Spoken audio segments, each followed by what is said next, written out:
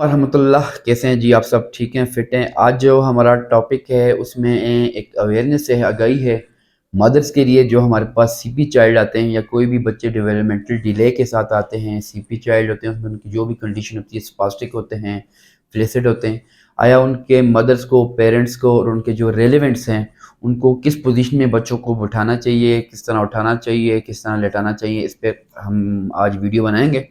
امید ہے آپ کو یہ چیز پسند آئے گی اور کافی انفارمیٹیو ہوگی. سب سے پہلے جب بھی آپ بچے کو بٹھائیں تو کوشش کریں کہ بچے کی کنڈیشن سب سے پہلے دیکھنی ہے. اور بچہ آپ کا اسپاسٹک ہے تو آپ جب آپ کو اس پوزیشن میں اٹھائیں گے تو وہ بچہ آپ کا مزید جو ہے نا اسپاسٹک ہو سکتا ہے. اکثر وہ مائیں جو ہے نا انہوں نے اپنے بچوں کو اس پوزیشن میں اٹھایا ہوتا ہے، تو اس سے اگر ان کے ایڈکٹر ٹائٹ ہیں تو مزید ان کے ایڈکٹر ٹائٹنس کی طرف جائیں گے، اسپازم کی طرف جائیں گے. تو آپ نے کوشش کرنا ہے گھر میں جب بھی بچوں کو لٹائیں، ایک تو الٹا لٹائیں. اس پوزیشن میں آپ نے اپنے بچوں کو اس پوزیشن میں الٹا لٹانا ہے. الٹا لٹا کے آگے ان کی چھاتی کے آگے، چیسٹ کے آگے کوئی تکیہ وغیرہ، پلو وغیرہ رکھ لیں تاکہ ان کے جو ہے نا مسلس جو کنٹریکٹ ہوئے ہیں، اسپاسٹک ہوئے ہیں، سخت ہوئے ہیں، وہ ریلیز ہوں، اور اس پوزیشن میں ان کو لٹانا ہے. اور اکثر جب ہمارے پاس بچے آتے ہیں تو مائیں جب ان کو اٹھاتی ہیں یا ویسے بھی اکثر ہم فزیو ایکسرسائز کرواتے ہیں تو آپ کوشش کریں کہ بچے اگر آپ کے زیادہ ڈھیلے ہیں ان کے بازو، تو آپ نے ان کو جب ہم کرواتے ہیں نا، بچے لیٹے ہوتے ہیں، اس سے ہم یعنی کہ سٹنگ کی طرف لے کے آتے ہیں، تو یہ ایکٹیویٹی اس طرح کرواتے ہیں. تو اگر ان کی گردن بہت زیادہ ڈھیلی ہے تو کوشش کریں آپ ان کی گردن کو بھی پیچھے سے تھوڑا سپورٹ کریں. اگر ان کا گریڈ 3 میں آ گئی ہے تو کوئی بھی یعنی کہ وہ اپنی گردن کو اینٹی گریوٹی فورس لگا کے اٹھا سکتے ہیں، تو پھر آپ نے ان کو کوشش کرنی ہے ہلکا سا سپورٹ کرنا ہے، باقی وہ اپنی ول پاور خود یوز کریں. اگر بالکل ان کی گردن ڈھیلی ہے تو آپ نے کوشش کرنا ہے کہ بچوں کو یہاں سے پکڑنا ہے اس پوزیشن میں.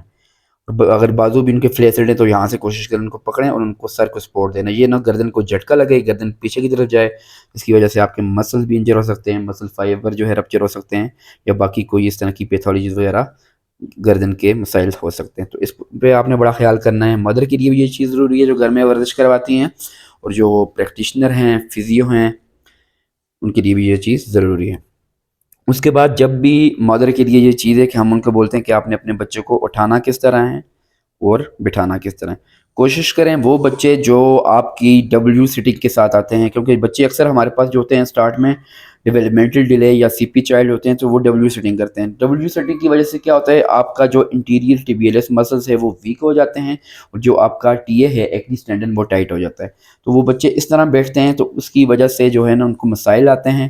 تو آپ کوشش کریں گھر میں بھی اور یہاں پر بھی جو ہے نا اپنے بچوں کو آلتی پالتی بنا کر، جس میں کراس لیگ ہوتی ہے نا، بٹر فلائی اسٹریچ جس کو ہم بولتے ہیں، آپ نے اپنے بچوں کو اس پوزیشن میں بٹھانا ہے آلتی پالتی بنا کے، جس کو ہینکو میں ہم گوٹ بولتے ہیں. اس پوزیشن میں آپ نے